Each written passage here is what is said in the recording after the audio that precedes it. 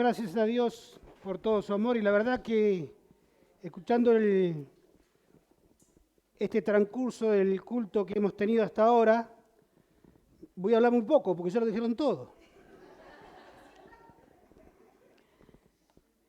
El Señor está obrando, ¿no es cierto?, en la vida de cada uno de nosotros, de esta iglesia, y quiere que aprendamos y crezcamos cada día más en victoria, ¿no es cierto?, en nuestra vida personal.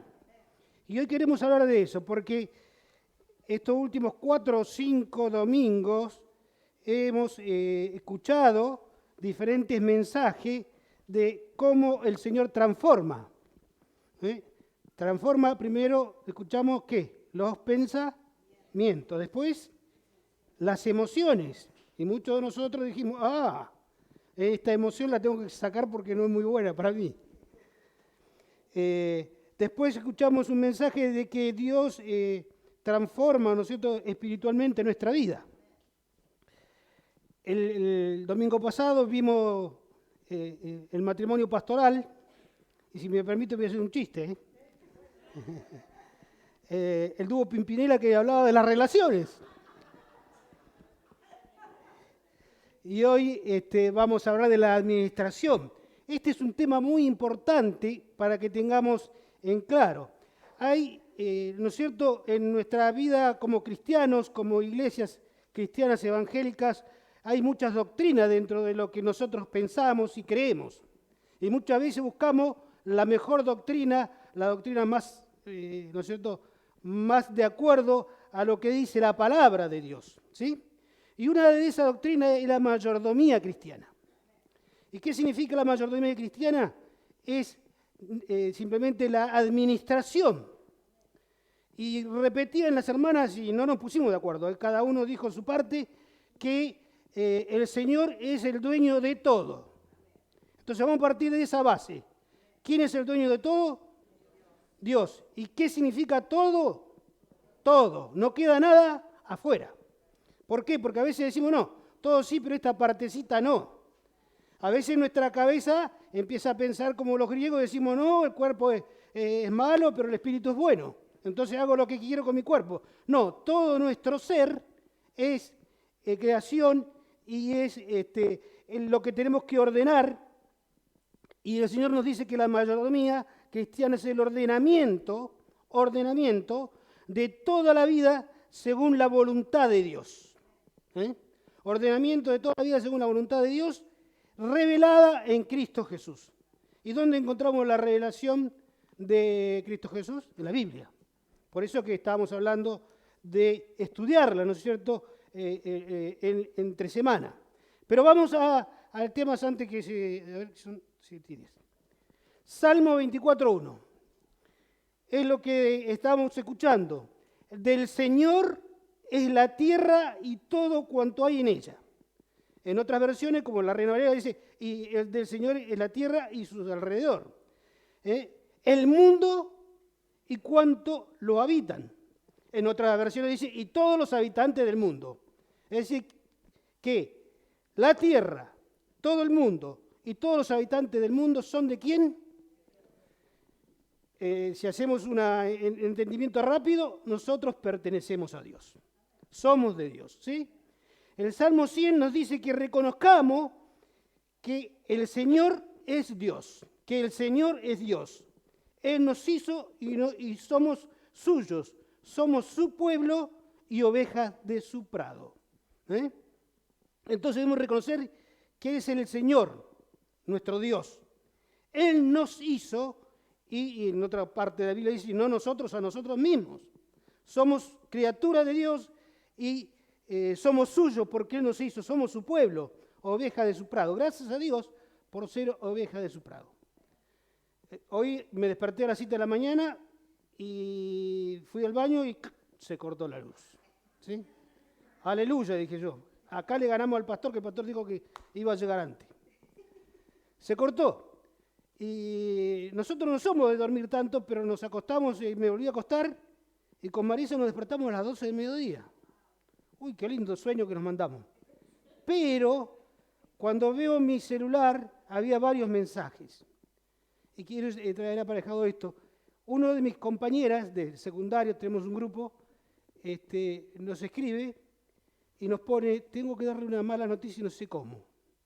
Mi hija, la del accidente de Punta Arenas, era Gabriela, mi hija, dice.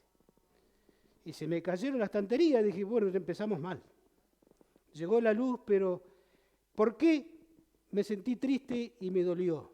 ¿Y por qué empecé a orar? Porque le traiga paz y consuelo. Porque ella no sigue a Jesucristo. Ella todavía no puedo decir que es del pueblo de Dios y oveja de su prado. Qué tristeza, ¿no es cierto? Y era su única hija. Una compañera mía que yo siempre digo a Marisa, mirá, yo ya me jubilé y ella sigue trabajando a full. A las 5 de la mañana es la primera que dice buenos días al grupo. Digo, otra vez está despertándose a las 5:30 de la mañana con otro compañero. Y trabaja todo el día. Y en su trabajo ella tiene un negocio que le ha ido muy bien en la vida. Y ha perdido a su única hija. Una tristeza grandísima. Y yo decía, Señor, cuánto te debemos agradecer y reconocer que tú eres el Señor de mi vida. Por eso que le solicité a Jamín, pongamos esta canción, el Señor de mi vida, ¿quién es? Jesús.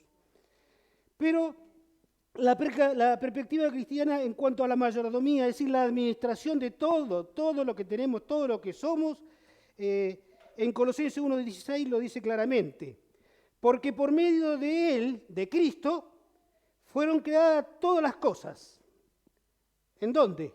En los cielos y en la tierra, visibles e invisibles, sean tronos, sean potestades, sean principados, sean autoridades, y lo dije en una mezcla de versiones, pero es verdad, todo ha sido creado por medio de Cristo y para Cristo, de Él y para Él. Entonces la primera cosa que nosotros tenemos que comprender cuando queremos administrar nuestra vida y que eso sea de bendición para nuestra existencia y podamos vivir un tiempo cuando somos mayores, ya como yo que estamos avanzando, de decir, he vivido la buena batalla, como decía Pablo, estoy cerca de llegar a la meta, que es Jesucristo, y una de las cosas que nosotros debemos comprender, la primera es que todo y todas las cosas fueron hechas por Cristo. Y esto da significado y da profundidad a todas las relaciones del hombre con lo material. Porque parece que lo material es malo en algunos casos, ¿no es cierto? Y las iglesias evangélicas hemos a través del tiempo pasado de que vivir pobre era espectacular. Éramos santos y vivíamos pobres. Después apareció el evangelio de la prosperidad y cambió todo. Todo lo que tenemos es porque Dios nos va a dar poder, riqueza y en esta tierra y debemos vivir bien y debemos tener una 4x4 o un Mercedes-Benz y ir a pasear a las mejores playas. Y todo eso nos han hecho creer que la bendición está acá en lo material. Pero sabemos nosotros que hay algo más y que para esto hemos hechos por Cristo. El significado de nuestras relaciones con Dios y con lo material. Es decir, que debemos aprender, como decía hace un rato Adriana, a administrar correctamente. Y en estos tiempos, en la cual la economía y la finanza de nuestro país está para abajo, muy mal estamos, nosotros los cristianos debemos dar el ejemplo de cómo administramos los bienes, los talentos, las capacidades, todas las cosas que Dios nos ha dado. Porque Él es nuestro Señor y por Él fueron hechas, por Cristo fueron hechas todas las cosas. ¿Sí? Y en segundo punto, como decía el versículo de Colosenses 1:16, todas las cosas fueron hechas para Cristo. A veces entendemos que fueron hechas por Cristo, pero acá no nos gusta mucho cuando dicen son para Cristo. ¿Por qué? Porque nosotros por ahí tenemos una devoción, un amor personal, un amor íntimo con nuestro auto y le sacamos brillo todos los días, ¿no es cierto? O nos gusta el dinero, que después vamos a hablar del dinero. No, lo que yo no quiero hablar hoy en este mensaje es de la ofrenda del diezmo, lo vamos a dejar de lado. Vamos a ver la postura, ¿no es cierto?, de la relación del hombre con los materiales, que incluye el dinero, ¿no es cierto? Pero que no vamos a decir que vamos a ir a apuntar al bolsillo para la ofrenda y el diezmo. ¿eh? Todas las cosas fueron hechas por Cristo. Esto establece que también todas las cosas fueron hechas para Cristo, ¿eh? Este es el propósito del uso de todas las cosas. Bendecir, adorar, en adoración, se me corre el... Pero también puedo gritar y se escucha. Todas las cosas, esto establece el propósito para el uso de las cosas materiales. Es la base para la comprensión y las acciones de la vida relacionada con el dinero, las posesiones y todos los usos materiales que tengamos. Cuando esto se acepta, puede el hombre llegar a ser un verdadero mayordomo, fiel, un verdadero mayordomo de Dios, que quiere Dios. Entonces la administración de la mayordomía cristiana es un concepto bíblico principal. Es un hecho de primera magnitud en el plan de Dios. La mayordomía forma parte del mensaje bíblico, tanto como la expiación, la salvación, la iglesia, la segunda venida y otra. Es muy importante cómo nosotros vivimos aquí en la tierra y cómo administramos correctamente bajo la palabra de Dios, bajo la voluntad de Dios, todo lo que es material, entre comillas. Porque si es de Dios, es espiritual. Muy bien, vamos. Yo le quiero decir lo siguiente. En la palabra de Dios y sobre todo en los evangelios se refleja mucho esto de la administración del dinero y las posesiones. Hay 38 parábolas de Jesús escritas en los evangelios. Y ustedes saben que en 16 de esas palabras se refiere a cómo debemos manejar los tesoros terrenales. ¿Escucharon? 16 de 38. Y uno de cada 10 versículos de los evangelios enseña cómo administrar el dinero, cómo representa algo importante en nuestra vida. Porque no podemos negar que el dinero es importante en nuestra vida. ¿O no? ¿Usted sin dinero va a hacer algo? No tiene para comprar para comida, no tiene para pagar la luz, el gas. Es decir, está en la ruina, ¿no es cierto? Entonces, vamos a ver cómo lo administramos correctamente. Y el Señor nos enseñó a través de las parábolas y de los otros versículos cómo administrar nuestro tiempo, nuestros talentos y nuestros recursos. Ya le agregamos el tiempo, le agregamos los talentos, le podemos agregar lo que sepamos hacer, lo que estudiamos, para qué nos perfeccionamos en la vida. Y también el Señor nos dice todo, incluyendo los dones espirituales, aquellos que te dio el Espíritu Santo cuando vos te convertiste, también deben ser administrados para la gloria de Dios. Amén.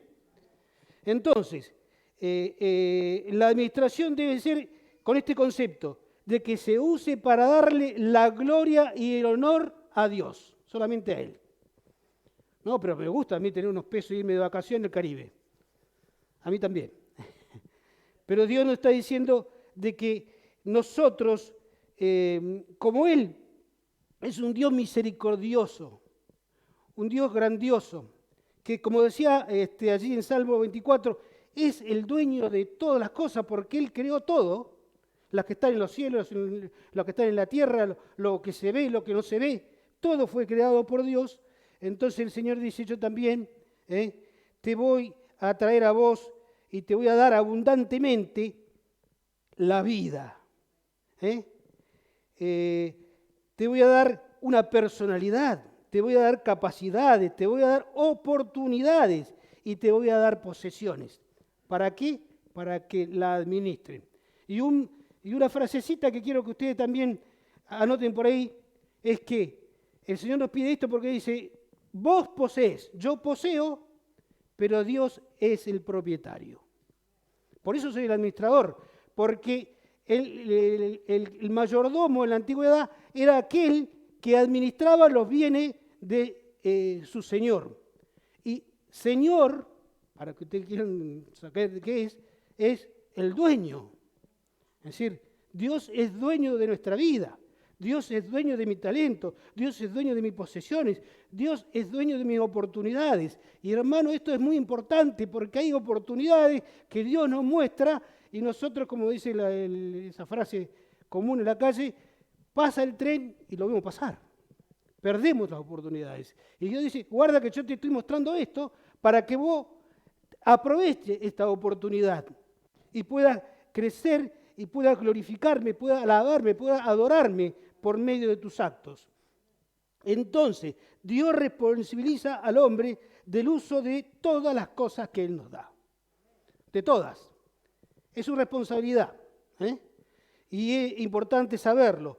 En Lucas 16:2 dice bien claro lo que es un mayordomo. Es aquel a quien es confiada las posesiones de otro y debe administrarla de conformidad con el dueño divino. Nosotros debemos administrar las cosas de conformidad a lo que dice la palabra de Dios. Allí está la clave. Por eso es bueno que vengamos al discipulado y aprendamos qué quiere Dios de nosotros. Escuchaba a Gisela y escuchaba a otros hermanos a veces cuando comentan ¿no es cierto?, lo que ha pasado en la semana, y es hermoso cómo el Señor obra, cómo el Señor nos muestra esas oportunidades que hablamos y cómo nos enseña a manejar nuestra vida, nuestra personalidad, nuestras capacidades, nuestras oportunidades. La mayordomía implica confianza, responsabilidad y sociedad entre Dios y yo. Y también, no se olvide que esto no nos gusta a todos, rendición de cuentas. En algún momento Dios va a decir, ¿qué hiciste con lo que te di? ¿Qué hiciste con este talento, con este auto que te ofrecí? No, pero yo lo tenía se manchaba porque había mucho viento y se llenaba de tierra y agua. No lo quería llevar a ningún lado, pero ¿por qué no fuiste a llevar a los misioneros a este lado? No, porque se me podía ensuciar o manchar, o 50 kilómetros avanzar. El Señor va a pedir rendición de cuentas de las cosas pequeñas que nosotros a veces nos vemos porque pensamos que no son espirituales. Pero la realidad es que la mayordomía cristiana y el Evangelio son inseparables. Es una relación dinámica porque es una relación con el Dios viviente, con el Dios que vive en nosotros. Amén. Y el mayordomo cristiano es una persona que hace de Cristo su Señor. Él es dueño de todo. En Mateo 6:33, lo voy a decir en la NTV, busquen el reino de Dios por encima de todo lo demás y lleven una vida justa y Él les dará todo lo que necesiten. Hace un rato escuchamos que el Señor a veces no nos da mucho ni poco, sino que estamos pidiendo que nos dé lo necesario. Acá el Señor nos dice que nosotros nos preocupemos del reino de Dios y todas las cosas, como dice la Reina Valera, van a ser añadidas. Damos gracias a eso. Entonces, ese es el mayordomo cristiano, uno que hace de Cristo su Señor. Si no, no es mayordomo cristiano. Si no está Cristo, no hay mayordomía. Y también quiero decirle, hermanos, que hay que buscar por encima de todas las cosas lo que proviene de Dios, lo que proviene del reino, y reconocer a Dios como dueño y a nosotros mismos como mayordomos, nada más. Y yo pensaba, ¿no es cierto?, lo que había pasado esta mañana, cuando una persona parte, ¿no es cierto?, y bueno, este es un accidente, una chica joven de 40 años, y uno se queda con este tema de que se va, ¿no es cierto?, y a veces decimos, ¿para qué tanto trabajo? ¿Para qué tanto esfuerzo? ¿Para qué tanta preocupación?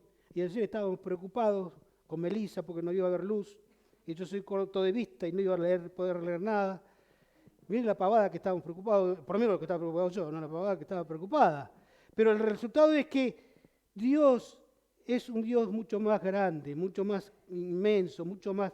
Él quiere llenarnos realmente y mostrarnos de que debemos ser fieles a Él, de que debemos ser mayordomos fieles, mayordomos que cumplan con lo que el Señor quiere, porque el propósito de nuestra vida es adorarle, glorificarle a Él por medio de los actos que realizamos aquí en la tierra. Y el propósito de Dios es que reflejemos el control de Cristo en todas las cosas, aún en la adquisición de posesiones, ¿eh? Aún en el propósito de nuestra vida, a través de nuestro trabajo. Podemos encontrar esto en 1 Tesalonicenses 13:12, Romanos 12:11. No lo voy a leer porque si no, no vamos a alcanzar a terminar con el mensaje.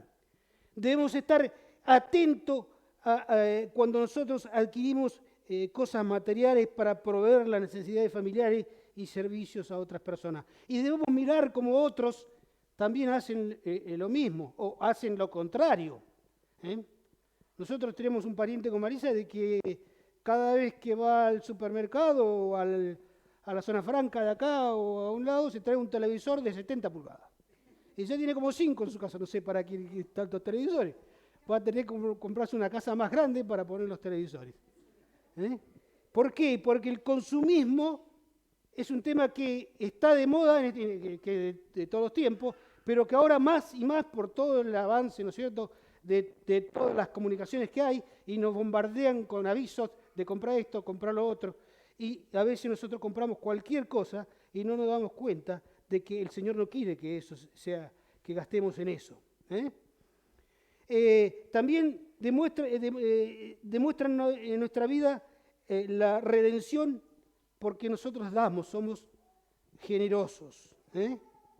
En 1 Timoteo capítulo 6, versículos 6 al 17, vamos a encontrar allí bien detallado, si ustedes puede leerlo. En Salmo 37, de 3 al 5 también. Voy a pasar rápido esto, pero ustedes anoten los versículos y léanlo en sus casas, porque es importante vivir de acuerdo a las instrucciones de nuestro Señor. Porque Él es nuestro Señor, nuestro Dios, el Todopoderoso. Él es dueño de todo, yo soy solamente quien lo posee acá en la tierra. Y soy pasajero.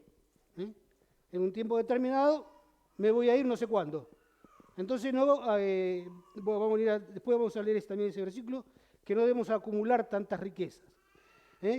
Pero también muestra en su testimonio el buen mayordomo cristiano el amor que tiene por Cristo, en el uso de los bienes materiales, y extiende su dedicación cristiana en la planificación financiera para el futuro. Usted me dice planificación financiera, y ahora ¿qué vamos a hacer? ¿A qué le apostamos? ¿El dólar? ¿A los pesos? ¿Y con qué si no nos alcanza el sueldo para llegar al 20 del mes? Pero Dios, cuando nos ponemos en sus manos, Él nos bendice. Y sabe que en mi vida, yo tengo soy un sexagenario, tengo más de 60, casi la mitad entre 60 y 70, y realmente en los mejores momentos de crecimiento material, espiritual, han sido durante las crisis. Cuando todo el resto estaba viendo cómo se tapaban todos los agujeros financieros o los problemas que tenían para pagar, yo estaba creciendo. ¿Por qué hace esto el Señor con los cristianos? Porque Él es dueño de todas las cosas y nosotros sus hijos. Y Él nos da de acuerdo a cómo nosotros administramos las cosas que necesitamos. Y cuando habla de planificación financiera, yo pensaba en la viuda pobre, ¿no es cierto?, que está en Romanos capítulo 12, del 41 al 44, que el Señor dijo que esta viuda dio más que todo, porque puso todo lo que tenía. ¿Y ahí qué hizo esta viuda? ¿Apostó a quién? Al dueño de todas las cosas, a Dios, y le dio todo. Y muchas veces, aún los cristianos, apostamos a querer pasar por la quiniela y jugarle al número ganador. O estábamos mirando con cariño la ventana del kiosco de la esquina de mi casa porque dice ahí, loto 160 millones, quino no sé cuánto. Y si me gano eso, estoy dado vuelta. Dado vuelta voy a estar porque no viene de parte del Señor. Pero sí el Señor dice que nosotros debemos planificar financieramente el futuro. Yo traje un librito acá que dice 4 pasos para una libertad financiera. Ojalá que en algún momento la podamos ver, porque habla exactamente de cómo poder zafar de las necesidades que hay ahora. ¿Por qué?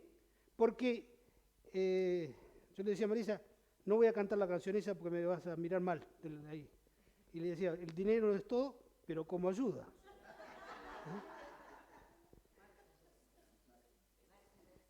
Pero también el dinero, le quiero decir, no es malo, lo malo es el amor al dinero. Y también les quiero decir que la razón de las peleas en las familias, el 50% es el dinero. Ustedes, no sé, pero mis papás se fueron. Y estábamos todos llenos de amor con mis hermanos, hasta que mis papás se fueron. Y nos dejaron grandes millones de dólares, solamente una casa. Pero ahí se armó la rosca. No podemos vivir sin dinero, pero tampoco podemos vivir para el dinero. Entonces, como cristianos, nosotros debemos dar vuelta a este coso que se cae. Debemos dar ¿no es cierto?, nuestro testimonio con esto. Cuando hablamos de libertad financiera, estamos diciendo que hay esclavitudes, ¿o no? Sí. Están las deudas, las malditas deudas.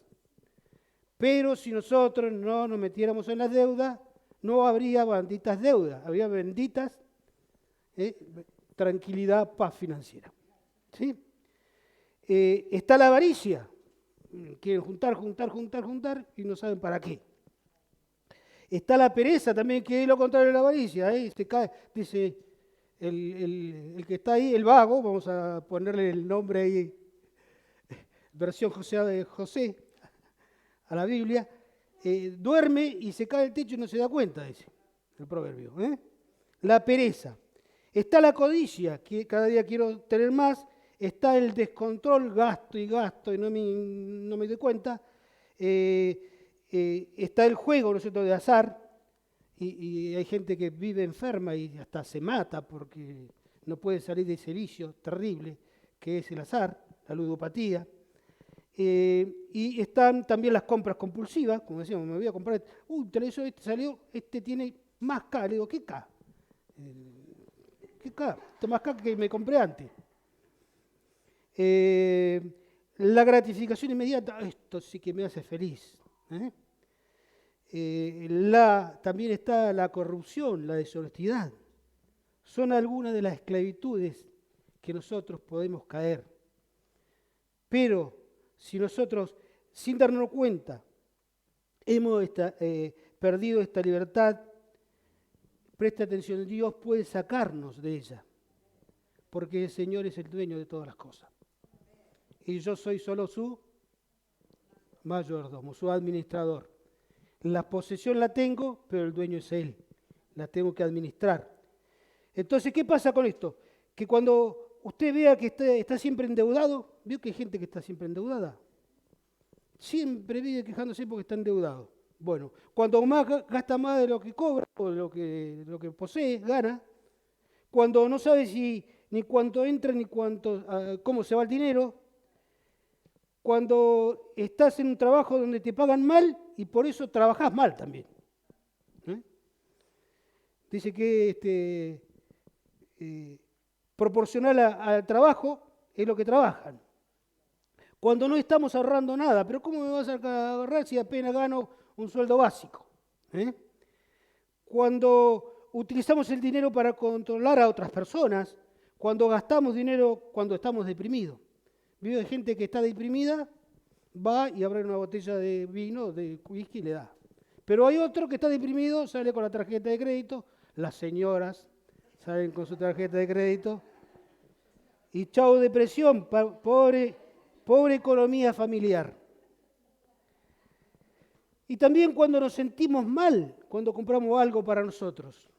¿Ves que a veces hay gente que se siente mal porque compra algo para uno mismo? Y cuando no poseemos un presupuesto familiar. Para todas estas cosas, Dios nos ha dado una infinidad de versículos. Por eso vamos a leer algunos. El Señor dice que hay una relación grande entre el dinero, vos y Dios. Hay una relación grande. ¿O no? Bueno, cuando no tenemos dinero, ¿qué hacemos? Le pedimos a Dios. No vamos a ir a pedir un préstamo al banco. No vamos a utilizar y les digo, no por favor, utilicen las tarjetas de crédito. porque puede ser una bendición para algunos, pero una maldición para la mayoría. Muchas veces, que me pongo el coso para acá. Muchas veces la gente gasta y después no alcanza a pagar, paga el mínimo, deja un saldo, el saldo ahora, si aumentaron las tasas de interés para los depósitos a 85%, el saldo está como en 160% de intereses, desde el momento que usted compró. Así que se puede imaginar lo que hace la bolsa, ¿no es cierto?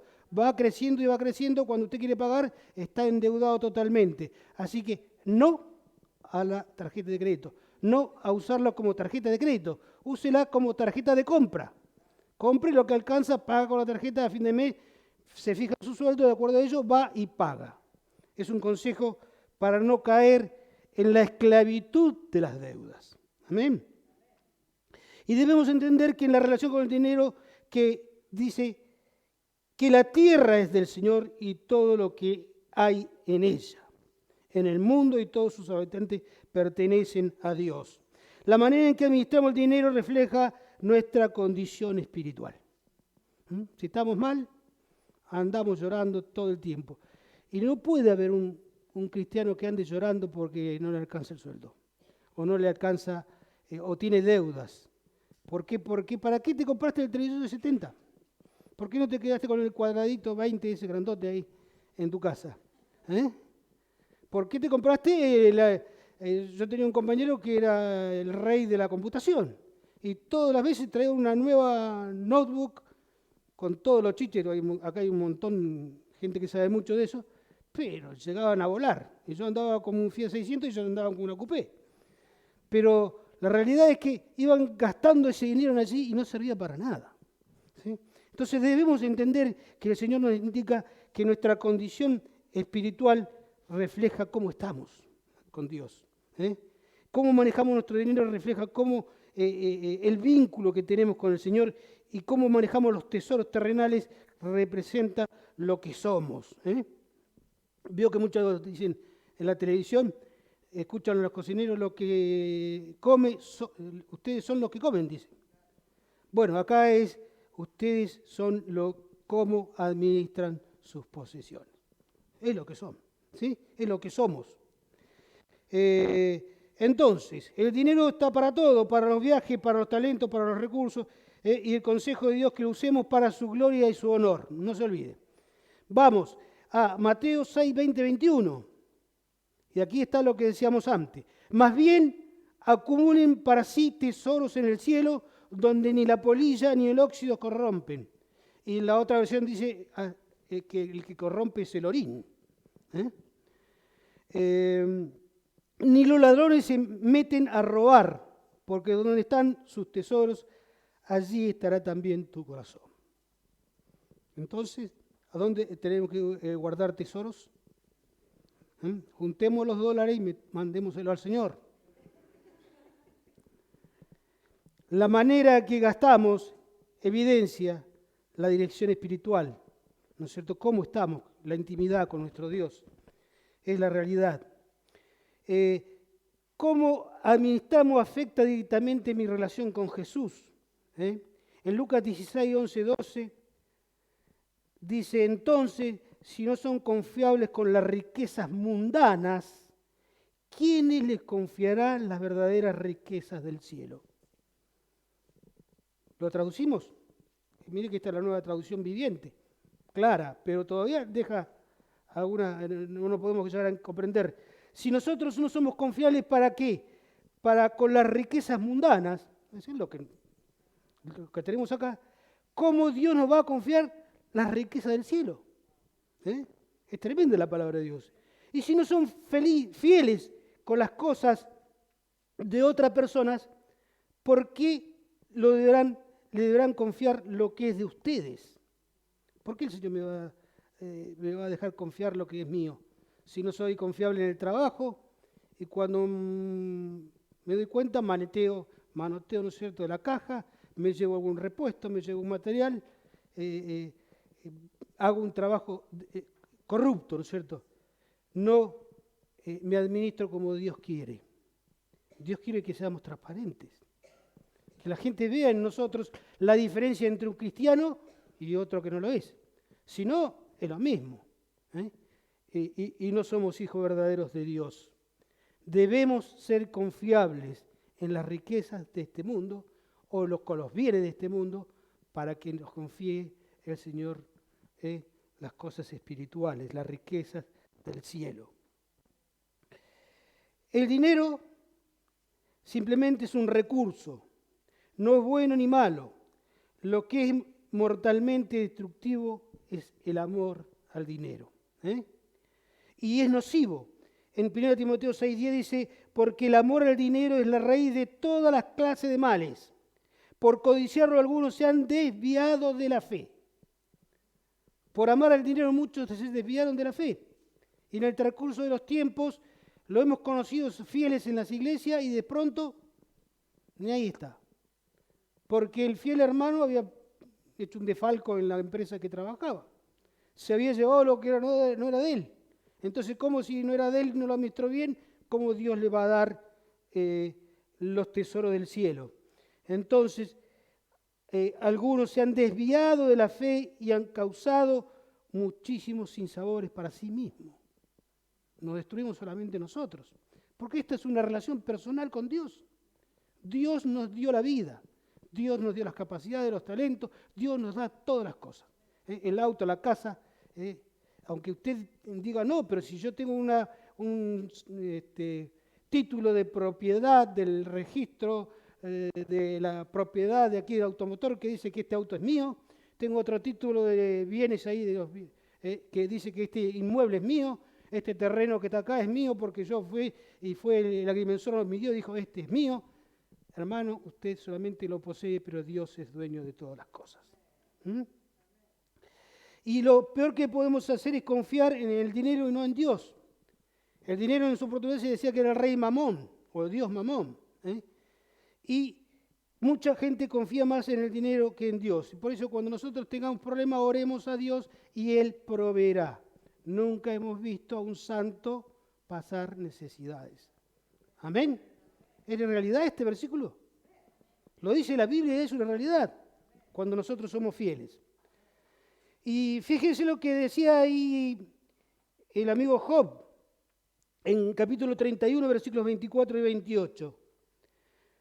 Dice, ¿acaso he puesto en el oro mi confianza o le he dicho al oro puro, en ti confío? ¿Acaso le dije al billete de $100 de ahí del amigo de Norteamérica, en ti confío porque el peso no vale nada? ¿Y me gusta más tu color verde que el de 500 pesos de argentino? No, me he ufanado de mi gran fortuna, de las riquezas amasadas con mis manos. También este pecado tendría que ser juzgado, pues habría yo traicionado al Dios de las alturas, al Creador y dueño ¿de qué? Porque Jesucristo es el que hizo esas cosas para nosotros y es el que también nos la hizo para qué, para Él también, ¿no es cierto? Todas las cosas fueron hechas por Cristo y todas las cosas fueron hechas para Cristo. Amén. A veces nos da la falsa sensación de seguridad. Y ustedes, no sé, pero nosotros que somos más viejitos hemos pasado con muchas crisis financieras en el país. Y en un momento determinado, en el año 89, íbamos el último mes que cobrábamos, yo trabajaba en YPF, Marisa también trabajaba, y juntábamos los sueldos de como 20 compañeros y lo depositábamos en el banco a media cuadra que nos daba más intereses. Y lo depositamos por 7 días para agarrar la inflación. Eran tiempos que cuando a la mañana una cosa valía 10 pesos y a la tarde valía 150. Era terrible. Entonces ahí le ganábamos algo, juntábamos más dinero, más puntitos nos daban. Hasta que un día, el 31 de diciembre o el 28 de diciembre del año 89, al benemérito ministro de Economía del entonces se le ocurrió hacer el famoso papelito y el corralito no fue, eso fue después, y dijo, estos Bonex 89 son una joya, son un papel que si usted lo mete al agua no se moja. Y porque iba a quedar secos los bolsillos de las personas. Entonces todo lo que habíamos depositado esa vez se lo tragó el banco y nos dieron papelitos de todos colores. Pero, gracias a Dios, esa vez nosotros nos íbamos a Córdoba de vacaciones con Marisa, y en Córdoba no había nadie de vacaciones, había 2 o 3 locos como nosotros que no habían puesto la plata en ningún lado. Y mis compañeros quedaron encerrados en el bono y nosotros pudimos zafar y disfrutar de unas bellas vacaciones. Gracias a Dios. Pero fíjense que no hay una seguridad en las cosas. Mañana se le ocurre modificar y si el señor que quiere ser presidente, y dolariza, $20 vamos a cobrar cada uno. Multiplique. $20 no vamos a alcanzar a comprar nada. Entonces, es muy efímero las posesiones. Podemos tener una casa hermosa, viene un incendio, ¡puf!, se acabó. Viene un terremoto, un maremoto, se acabó lo que teníamos. Porque todo es efímero. Debemos seguir entendiendo entonces que todo proviene de Dios. Del Salmo 71:3 dice, sé tú, Señor, mi roca de refugio, a donde pueda yo siempre acudir. Da la orden de salvarme porque tú eres mi roca, mi fortaleza. Solo en Dios busquemos la fortaleza. Solo en Dios buscamos el refugio. Él es nuestro Señor todopoderoso. Amén. Nuestra vida debe estar edificada sobre cimientos estables y no inestables y breves como los valores de los bienes patrimoniales, ¿no es cierto?, y el dinero. No te afanes acumulando riqueza, no te obsesiones con ellas. ¿Acaso has podido verla? No existen. Es como si le salieran alas, pues se fueron volando como los águilas. Los águilas vuelan alto. Así se nos van a veces las posesiones. Entonces, hermanos, aprendamos a depender de Dios. El tema es esto para que nosotros comprendamos de que todo depende de Dios, que nuestra vida depende de Dios. Debemos ser mayordomos de todas las cosas. Y todas las cosas son espirituales cuando hay una relación personal entre nosotros y Dios. Todo es, ¿no es cierto?, proviene de Dios. Dice que a veces genera orgullo el tener dinero y posesiones, ¿no es cierto? El rico se las da de sabio, dice el Proverbio 28:11. Pero el pobre, pero inteligente, los desenmascara. Amén. A veces también el amor y la fortuna hace que le robemos a Dios. Y está Malaquías 3:10, que es un hermoso versículo en que nosotros siempre hablamos y decimos, ay, Señor, abre las ventanas de los cielos y va a derramar bendiciones porque yo le voy a dar mis diezmos y mis ofrendas. Y mis ofrendas. Pero Malaquías 3:8, un versículito más abajo, 2, dice, ¿acaso roba el hombre a Dios?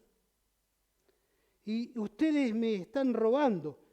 Y todavía preguntamos, dice el versículo, ¿en qué te robamos? En los diezmos y en las ofrendas. Bueno, nada más que esto voy a decir del diezmo y la ofrenda. Pero nosotros tenemos que reconocer el asunto de la propiedad. Por eso, Salmo 24:1, volvemos a lo mismo, Dios es dueño de todo. Acuérdense, pongan un papelito, digan en su casa, yo poseo, pero Dios es el ¿quién? El dueño, el propietario. Dios es también el que da, porque dice, yo con mi esfuerzo produje todo esto. Yo con mi esfuerzo trabajo todo el día, por eso gano este dinero y puedo hacer cosas. Pero el Señor dice que la fuerza para el trabajo la da Él. Ahí estaba la vuelta, No se te ocurra pensar, esta riqueza es fruto de mi poder y de la fuerza de mis manos, dice en Deuteronomio 8:17. Ni se te ocurre pensar que es la fuerza, la riqueza es fruto de mi poder y la fuerza de mis manos. Vio que en algunos vehículos atrás dice, no, ¿cómo dice? No envidies lo que tengo, no envidies lo que poseo, mi camioneta hermosa, si no conoces mi esfuerzo.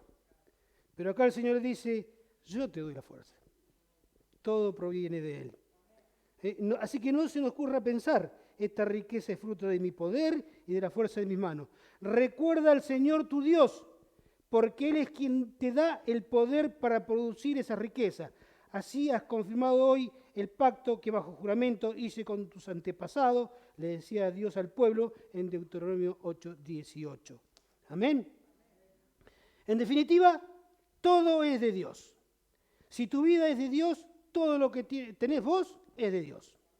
Nada quería esconderle al Señor porque Él todo lo ve, todo lo sabe, ¿no es cierto? Por lo tanto, hermanos, dice Romano, a ver qué dice Romanos 12:1.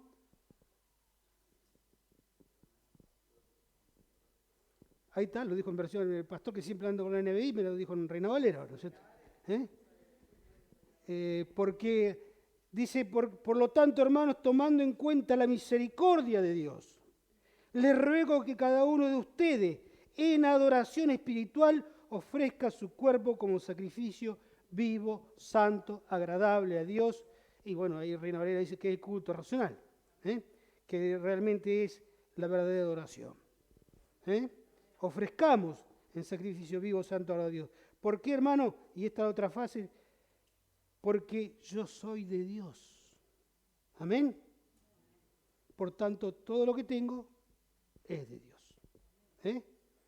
Y el Señor dice, miren que nosotros pensamos qué va a pasar con el ministro, qué va a decir esto, qué va a hacer el fondo, qué va a pasar si hay guerra.